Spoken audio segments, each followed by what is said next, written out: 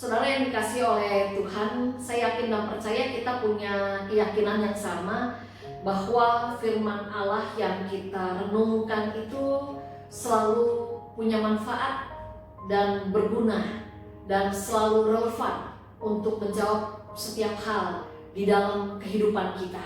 Oleh karena itu pada hari ini saya kembali mengajak saudara masing-masing di tempat masing-masing juga dengan kondisi masing-masing juga untuk kita kembali merenungkan firman Tuhan ya. Nah pada hari ini saya akan membacakan firman Tuhan dari kitab 2 Korintus pasal yang keempat ayatnya yang ke-16 sampai dengan 2 Korintus 5 ayatnya yang pertama. Yang demikian firman Tuhan.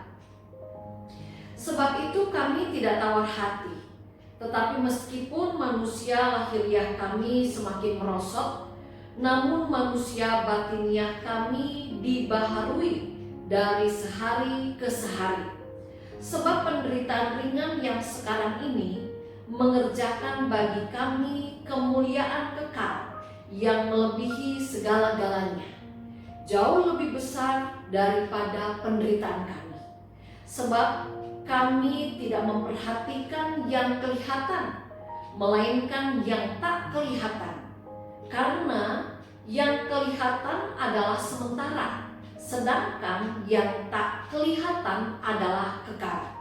Karena kami tahu bahwa jika kemah tempat kediaman kita di bumi ini dibongkar, Allah telah menyediakan suatu tempat kediaman di sorga bagi kita, suatu tempat kediaman yang kekal yang tidak dibuat oleh tangan manusia.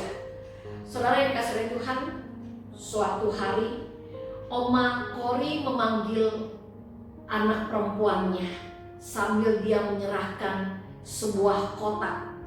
Nah, rupa-rupanya yang ada di dalam kotak itu adalah seperangkap pakaian, lalu juga ada sepatu, lalu juga ada foto diri dari Oma Kori. Sambil menyerahkan kotak itu kepada anaknya, Oma Kori mengatakan bahwa apa yang ada di dalam kotak ini diharapkan ketika ia nanti meninggal dunia, maka diharapkan kepada anaknya ini untuk memakaikan pakaian lalu sepatu yang ada di dalam kotak ini. Oma Kori menyerahkan kotak itu kepada anaknya dengan dia mengatakan mengapa ia menyiapkan semuanya itu. Dengan alasan karena Oma Kori tidak mau merepotkan anak, cucu, dan keluarga yang nantinya ketika saat kematian itu menjemputnya.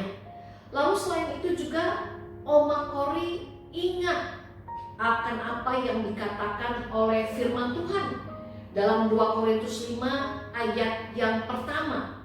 Karena kami tahu bahwa jika kemah tempat kediaman kita di bumi ini dibongkar, Allah telah menyediakan suatu tempat kediaman di sorga bagi kita. Oma Kori selalu ingat bahwa suatu saat nanti kemahnya di dalam dunia ini akan dibongkar, sehingga untuk itulah dia mempersiapkan segala sesuatunya untuk menyambut saat-saat dia harus meninggalkan dunia ini tanpa ia harus merepotkan keluarganya.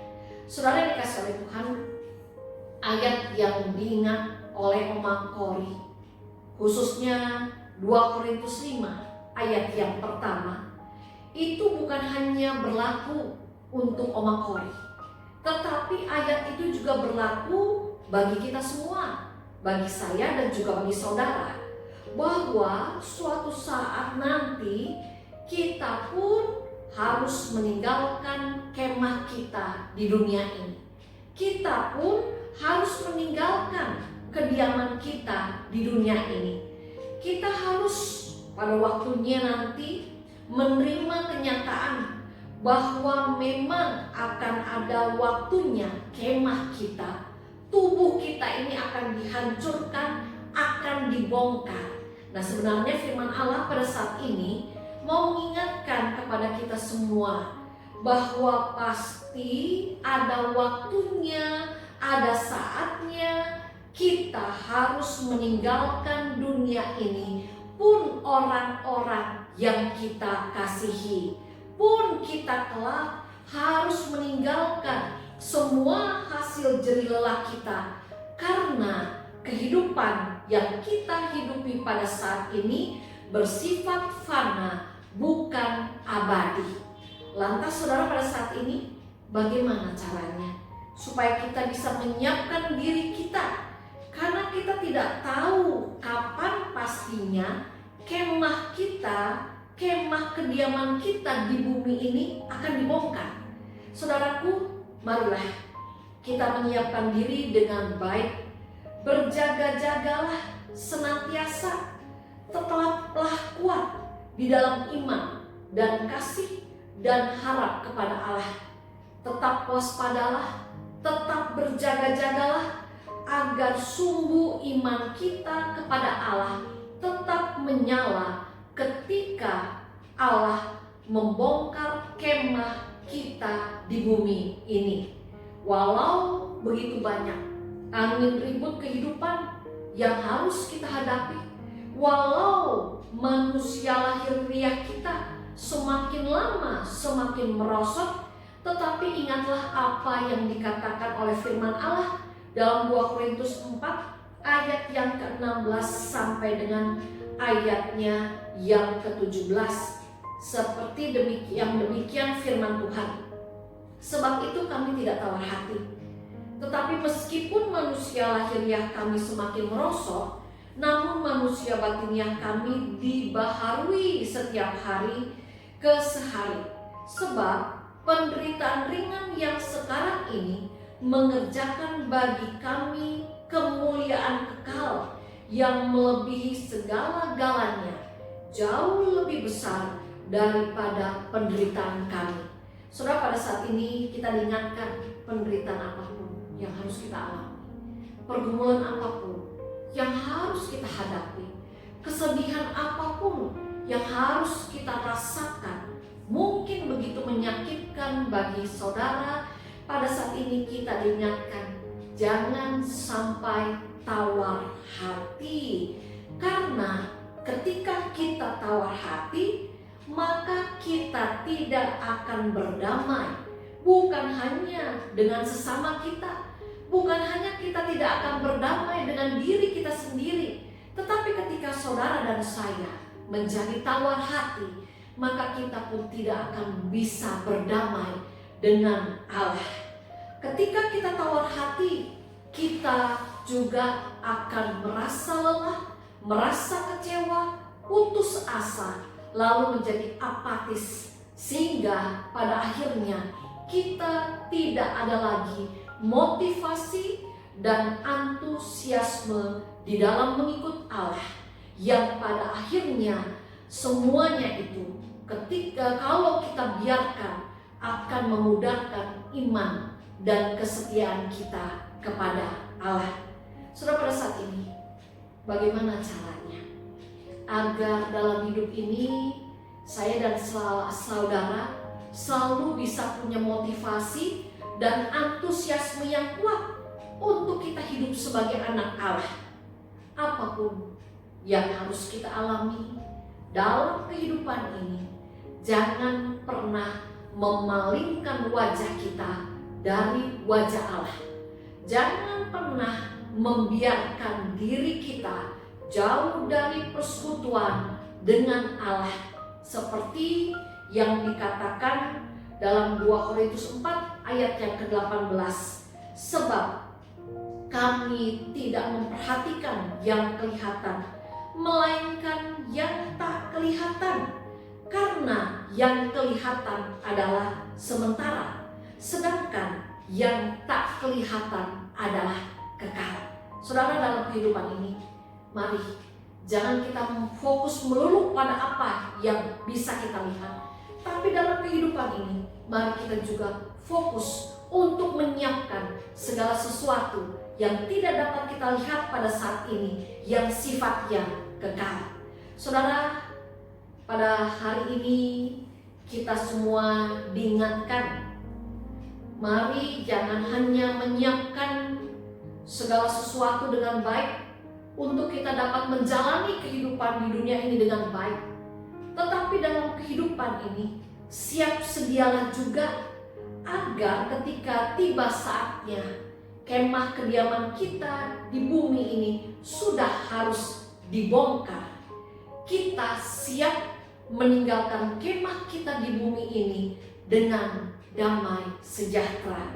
Karena apa? Karena kita yakin bahwa ada rumah yang kekal, yang bukan dibuat tangan manusia, yang tidak dapat dibongkar oleh tangan manusia, yang sudah Allah siapkan bagi kita yang mau siap selalu beriman dan setia kepadanya.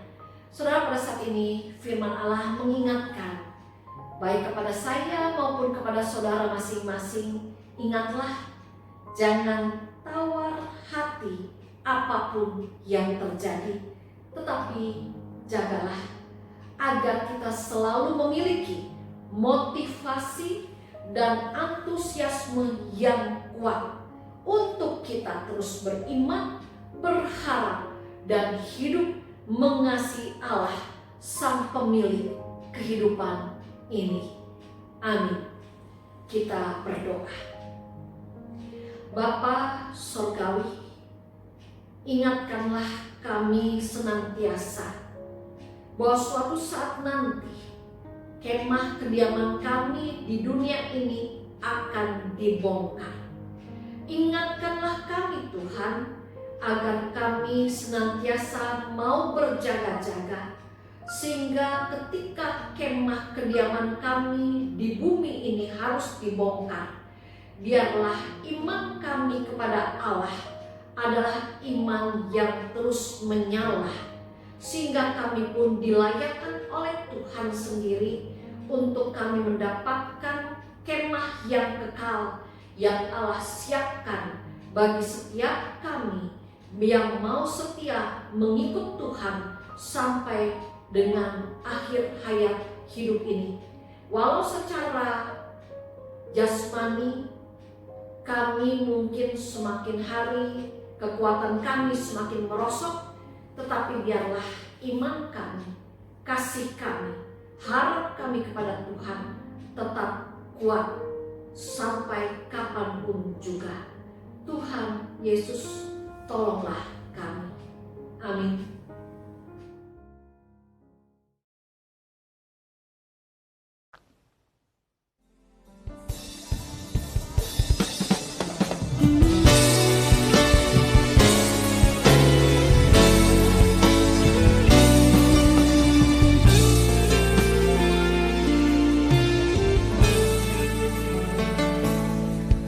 Kau Allah yang setia,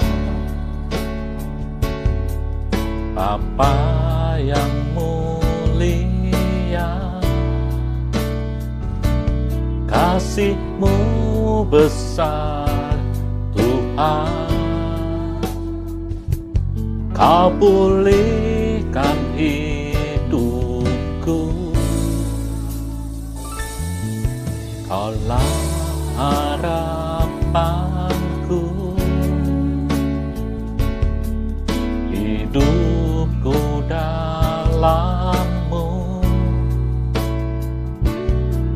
Terima kasih Tuhan,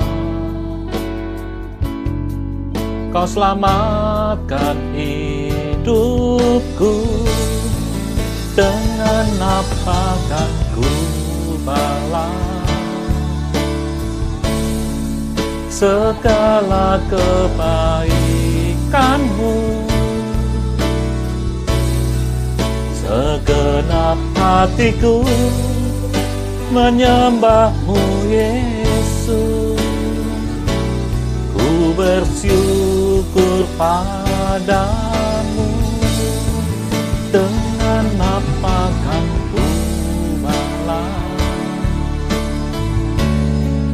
segala kebaikan-Mu.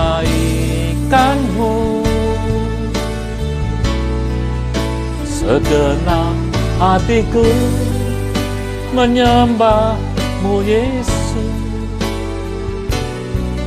Ku bersyukur padamu selamanya.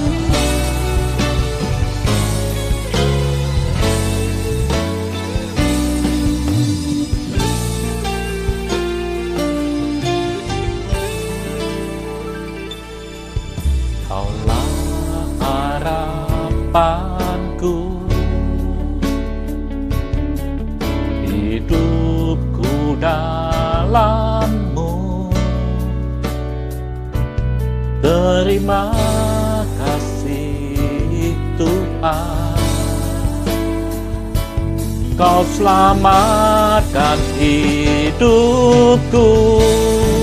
Dengan apa kan ku balas segala kebaikan-Mu. Segenap hatiku menyembah-Mu Yesus. Ku bersyukur padamu. Dengan apa kan ku balas segala kebaikan-Mu.